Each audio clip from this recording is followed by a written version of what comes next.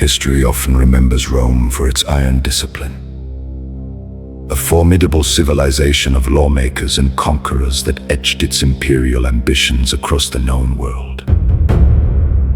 But Rome was not murdered in a single night by the axes of foreign invaders. It was bled slowly from within, by bitter civil wars, assassinated emperors, bankrupt frontiers, and generals who loved power more than the state itself. Yet, even as the West collapsed under the combined weight of internal decay, civil war, fiscal exhaustion, and relentless external pressure, the Roman machine did something no empire was supposed to do. It survived. For another 1,000 years.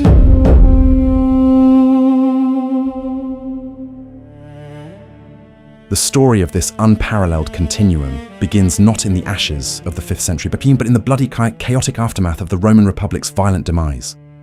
By the 1st century before the Common Era, the Republic, designed to govern a single city-state in central Italy, had mutated into a Mediterranean hegemon.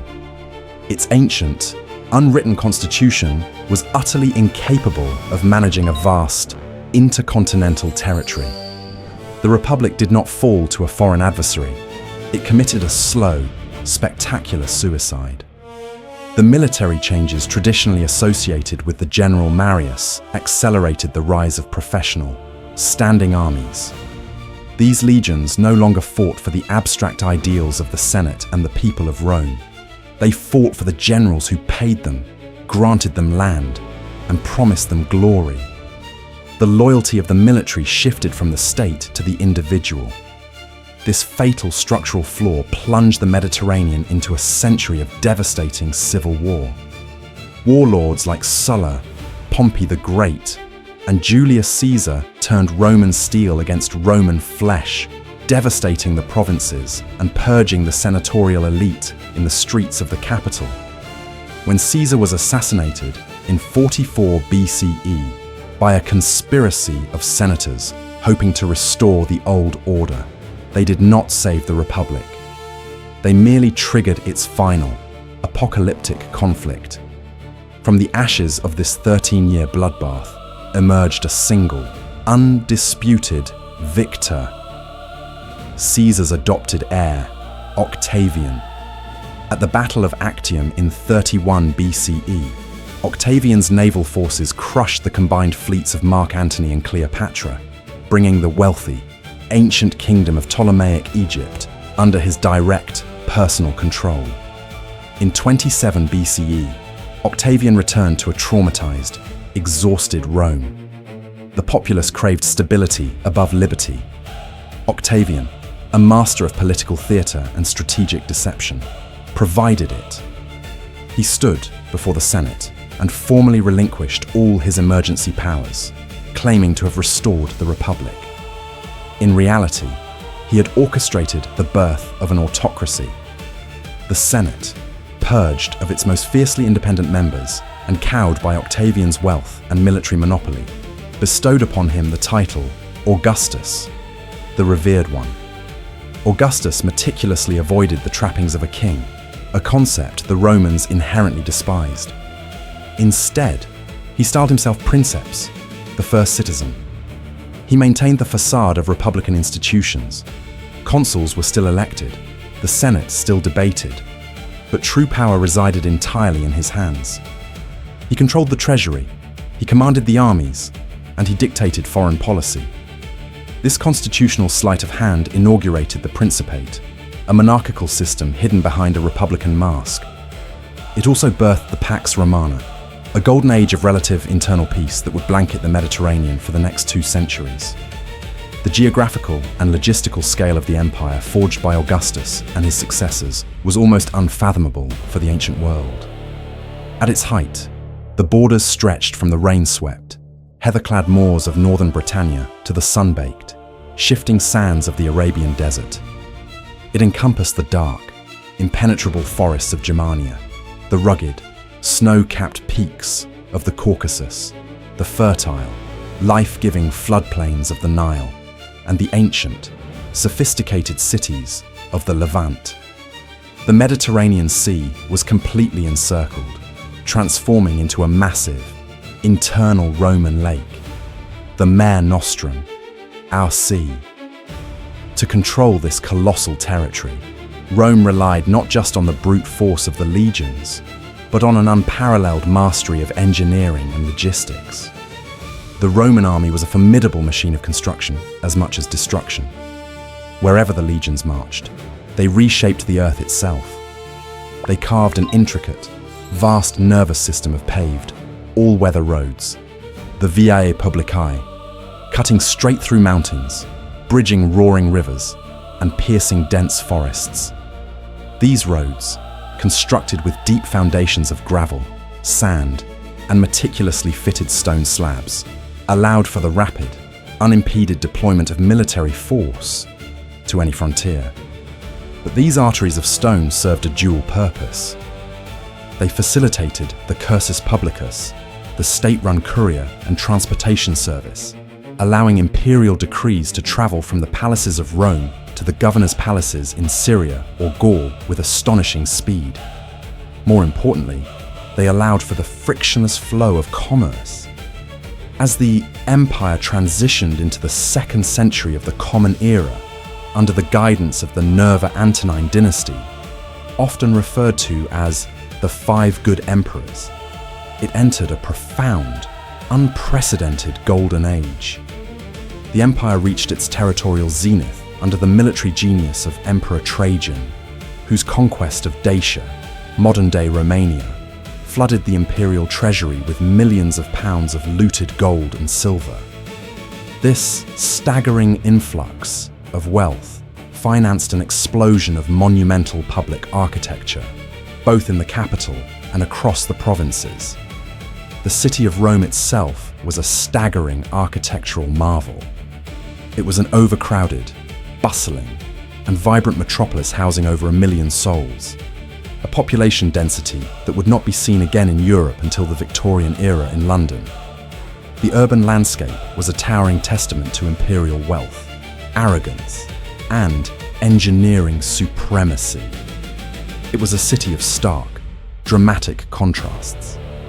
The wealthy senatorial elite and equestrian classes lived in sprawling, luxurious domus on the Palatine and Caelian hills, adorned with exquisite mosaics, central heating systems called hypocausts, and courtyards filled with exotic imported flora.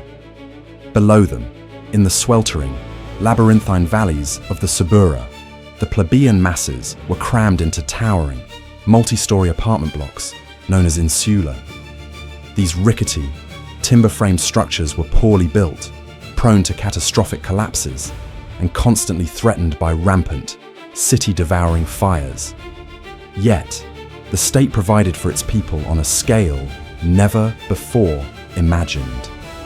The most defining feature of Roman urbanism was its mastery of water. Towering, arched aqueducts, stretching for tens of miles across the undulating Campagna, defied gravity and topography. Using precise, almost imperceptible gradients, these marvels of engineering delivered hundreds of millions of gallons of fresh, crystalline water into the city every single day. This water fed the grand public fountains, the private villas, and, most importantly, the monumental imperial bathhouses, the thermae. These colossal structures, such as those built later by Caracalla and Diocletian, were not merely places for hygiene. They were the epicenters of Roman social, cultural, and political life. They featured towering vaulted ceilings, walls clad in rare, imported polychrome marbles, massive libraries, gymnasiums, and heated pools. In these halls, the poorest plebeian could bathe in the same luxurious surroundings as a wealthy senator, reinforcing the shared cultural identity of being Roman. This was Rome at its height. But height is not the same as stability. The machine was already straining. The emperors secured the loyalty of the volatile urban mob through the Cura Annonae, the state-subsidized grain dole. Every month, hundreds of thousands of citizens received free grain, and later olive oil, wine, and pork. To supply this immense demand, Rome engineered a globalized, highly complex maritime supply chain. Massive fleets of grain freighters navigated the treacherous Mediterranean, ferrying millions of tons of wheat from the fertile breadbaskets of North Africa and the Nile Delta directly into the bustling artificial harbors of Ostia. The entertainments provided by the state were equally staggering. The Colosseum, a brutal, majestic amphitheater of stone and concrete, roared with the bloodlust of 50,000 spectators witnessing gladiatorial combat, exotic animal hunts, and the execution of criminals. A short distance away, the Circus Maximus hosted adrenaline-fueled chariot races for crowds exceeding 150,000. These spectacles were highly calculated political instruments, designed to appease the masses, showcase the boundless, terrifying reach of the empire's power, and provide a controlled environment for the populace to interact directly with their emperor. The prosperity of the capital radiated outward. The Mediterranean economy was deeply integrated and astonishingly complex. A singular unified currency system allowed a merchant from Londinium to seamlessly conduct business with a trader in Alexandria. Goods flowed ceaselessly across vast distances. Baltic amber traveled south to be carved into jewelry. Highly prized silk traveled from distant Han China along the arduous Silk Road. Spices, incense, and exotic gems arrived from the ports of India, and massive quantities of tin, copper, and iron were extracted from the deep, brutal slave-operated mines of Hispania and Britannia. Provincial cities across the empire were meticulously remodeled in the image of the capital.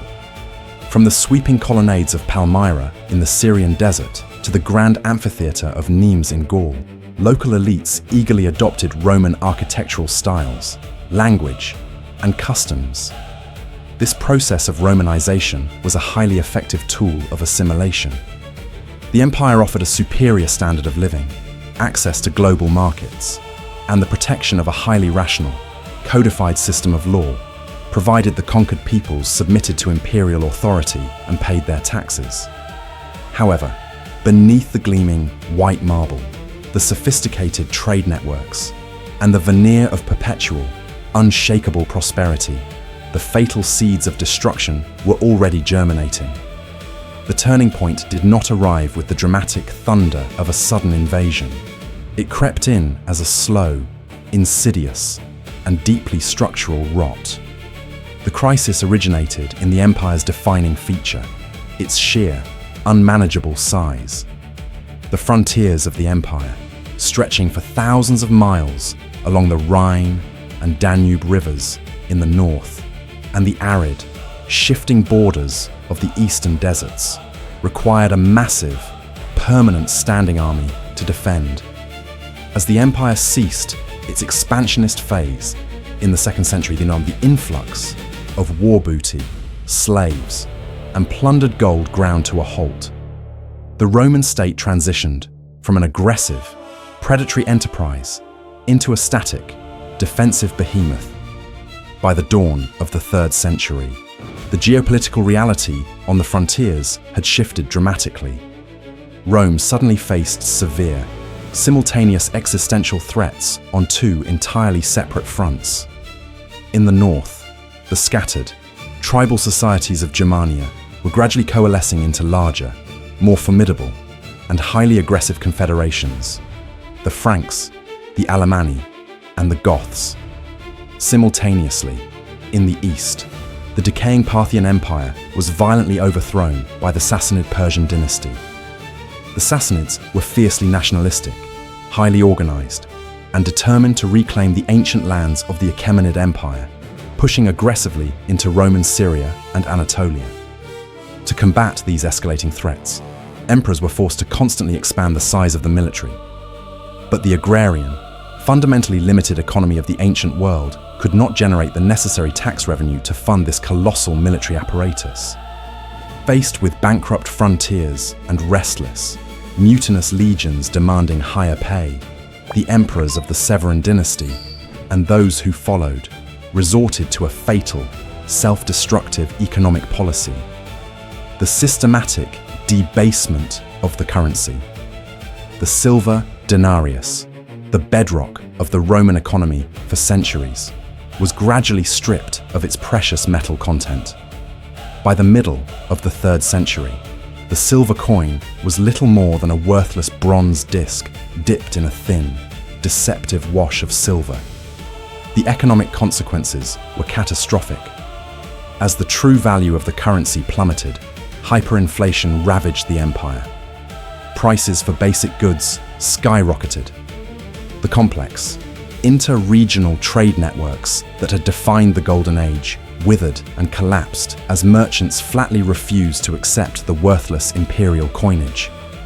The state, unable to pay its soldiers or bureaucrats in reliable coin, resorted to the heavy-handed requisitioning of goods, grain, and livestock directly from the citizenry, crushing the middle class and plunging the peasantry into grinding, inescapable poverty. This severe economic crisis acted as the catalyst for an unprecedented political collapse, a dark, chaotic period known as the crisis of the 3rd century. The military, keenly aware that its swords held absolute power over the state, began treating the imperial throne as a prize to be auctioned. Legions on the frontiers, dissatisfied with their pay or feeling neglected by the capital, routinely assassinated their emperors and elevated their own commanders to the purple. Between 235 and 284 Common Era, a dizzying, bloody parade of over 20 so-called barracks emperors claimed the throne. Most ruled for only a few months. Almost all died violently by the sword. The empire was trapped in a perpetual, agonizing cycle of civil war. Powerful generals stripped the critical Rhine and Danube frontiers of their defending garrisons to march on Rome and fight their fellow Romans for supreme power. The consequences of this internal hemorrhaging were immediate and devastating. Seeing the borders stripped of defenders, the Germanic confederations and the Sassanid Persians poured across the frontiers with impunity. The unthinkable became commonplace. In 260, the Roman Emperor Valerian was decisively defeated in battle by the Persian king Shapur I and captured alive.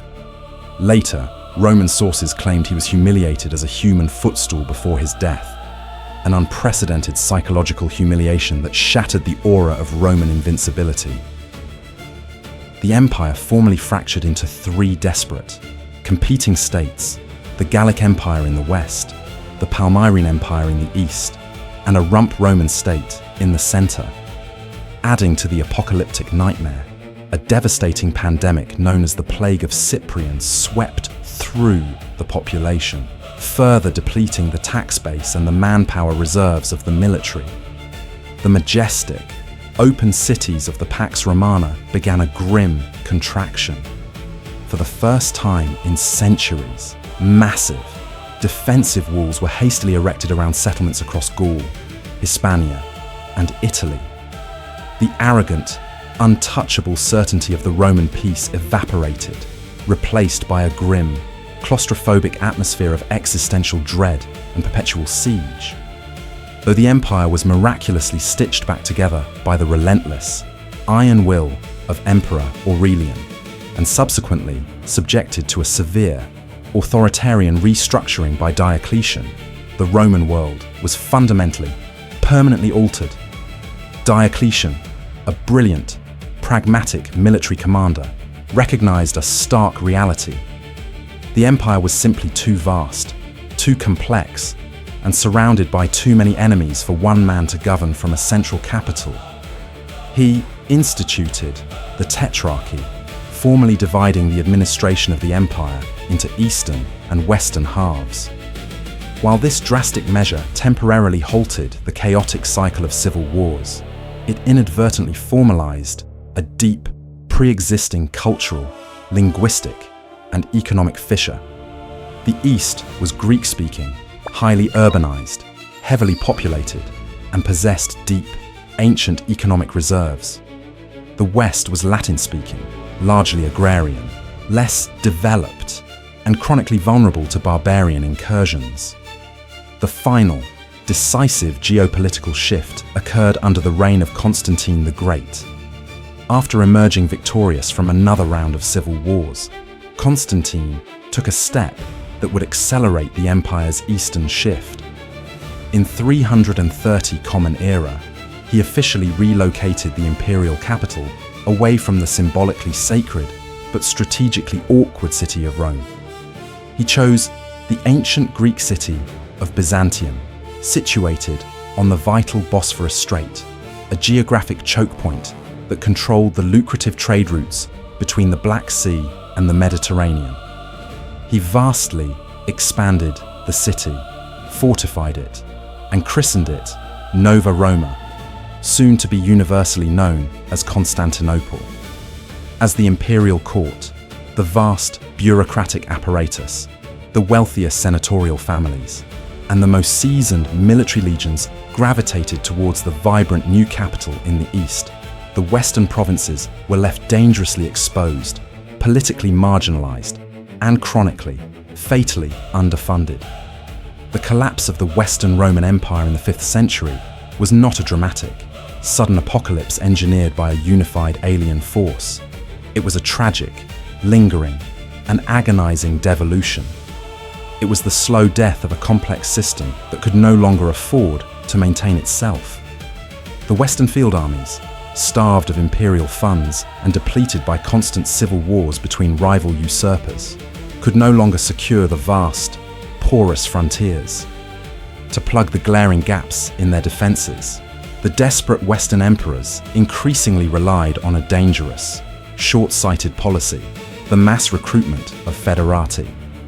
These were entire confederations of barbarian tribes who were permitted to settle within the borders of the empire in exchange for military service.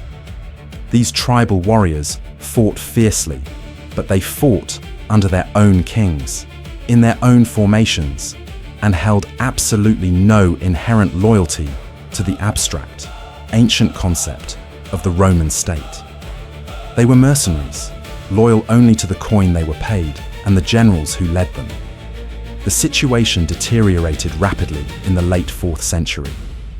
Driven westward by the terrifying cavalry incursions of the Huns from the Eurasian steppes, massive tribal confederations sought refuge inside the empire.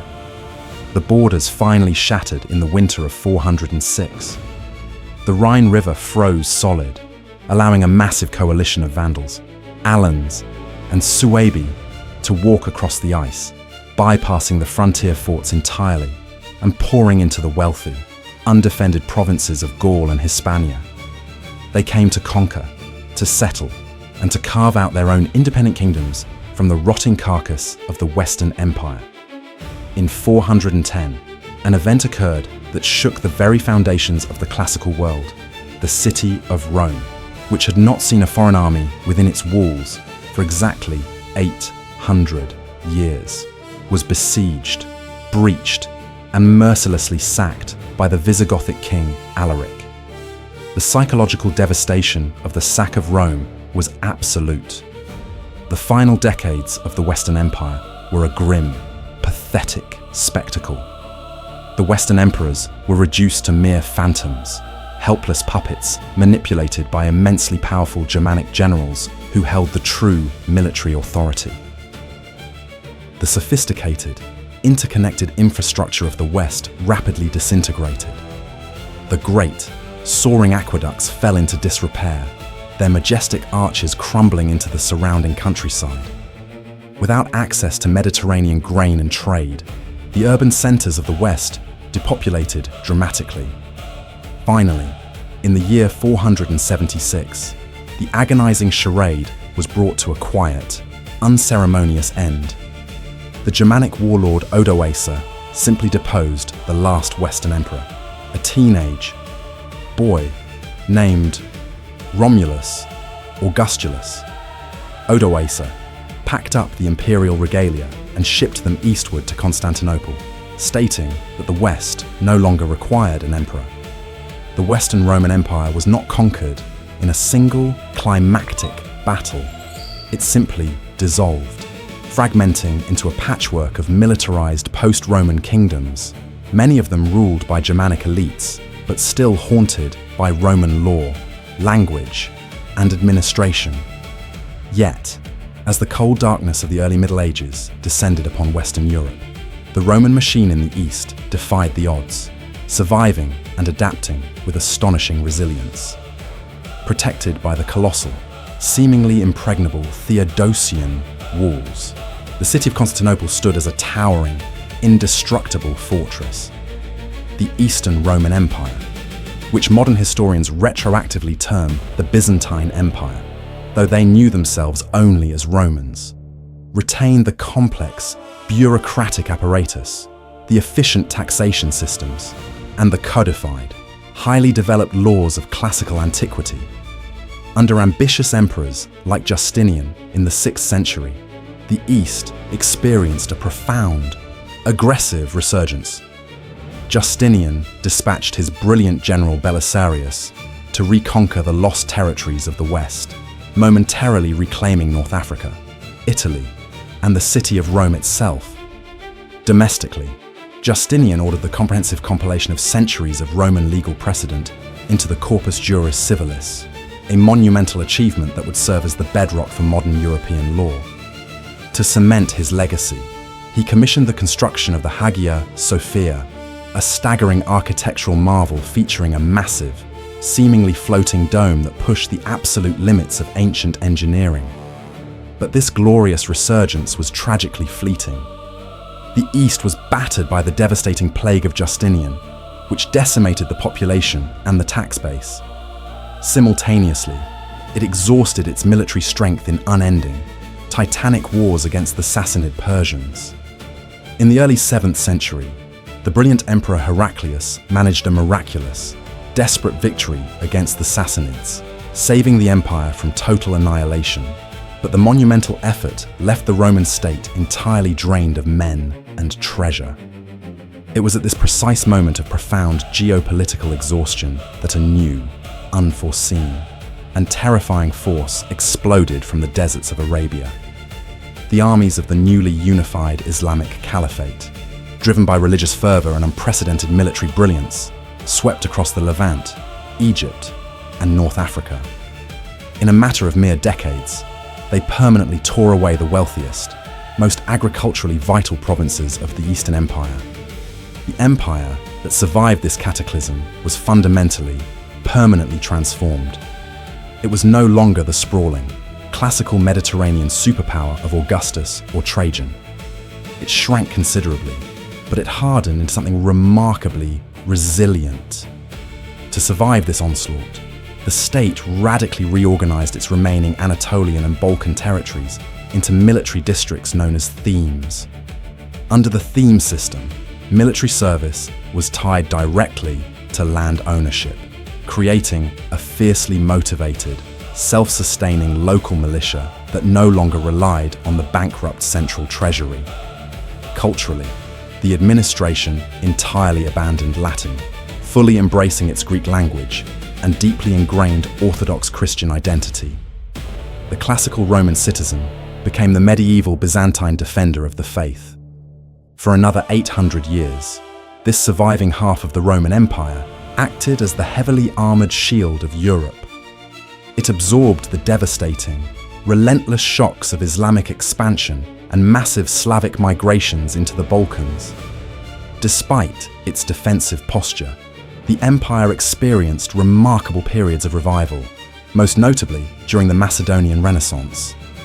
Under the iron, ruthless rule of Emperor Basil II in the early 11th century, the empire crushed its Bulgarian rivals and pushed its borders aggressively back to the Euphrates, reaching a stunning new zenith of medieval power and economic prosperity. But imperial height is rarely permanent. In 1071, a fatal tactical error at the catastrophic Battle of Manzikert against the advancing Seljuk Turks threw open the doors of Anatolia. This devastating defeat gradually stripped the empire of its vital agricultural and military heartland, a blow from which the Byzantine field armies never fully recovered. The most devastating strike, however, did not come from the Muslim powers of the East, but from the Christian powers of the West. In 1204, the Fourth Crusade, a heavily armed Catholic army originally destined for Egypt, was cynically diverted by Venetian debt and bitter Byzantine dynastic squabbles directly to the walls of Constantinople. In an act of unparalleled historical betrayal, the Crusaders breached and mercilessly sacked the Queen of Cities. They plundered centuries of accumulated Roman wealth, fractured the empire into competing successor states, and inflicted deep, fatal wounds upon the Byzantine state. Though the Greeks eventually managed to reclaim their ruined, depopulated capital in 1261, the restored Paleologan Empire was merely a hollow shell, a shadow of a shadow, deeply impoverished and entirely reliant on the naval power of Italian merchant republics like Venice and Genoa. The ultimate, inevitable legacy of Rome is found in its final, deeply melancholic chapter. By the spring of 1453, the Roman Empire, which had once commanded the entirety of the Mediterranean world, was reduced to little more than a single, isolated, and decaying city. Constantinople was entirely surrounded by the overwhelming, ascendant might of the Ottoman Empire under the brilliant and ruthless Sultan Mehmed II. The final siege was a terrifying, violent clash of eras.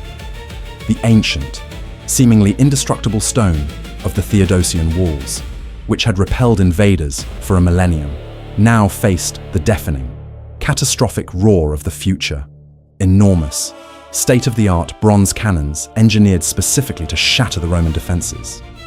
For 53 desperate, agonizing days, the last Roman emperor, Constantine XV, led a doomed, heroic defense alongside a pitifully small garrison of loyal soldiers and a handful of Italian mercenaries. On the 29th of May, the walls were finally breached.